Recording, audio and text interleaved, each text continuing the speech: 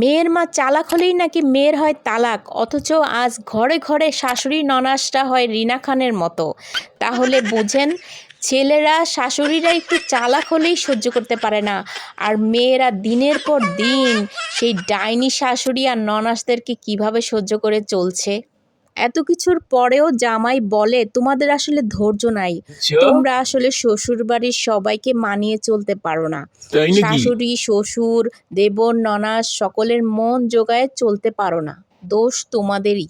এখনকার জেনারেশনের আপুরা বিয়ের জন্য যে পায়রার মতো পাকুম পাকুম করছো, আশেপাশের সংসারগুলোতে একটু মনোযোগ দিয়ে দেখো। বিয়ে মানে তোমারই পরিবর্তন, তোমার জামাইয়ের কিচ্ছু হবে না, সে ঘুরবে খাবে আর বউর সাথে রোমান্স করবে, আর তোমার জামাইকেও সামলাইতে হবে, শ্বশুর শাশুড়িও সামলাইতে হবে, সংসারও ঠেলতে হবে, আবার দিন শেষে এক গাদা কথাও শুনতে হবে। সেগুলো আবার মুখ বন্ধ করে সহ্য করে মেনেও নিতে হবে, সোনা আমার।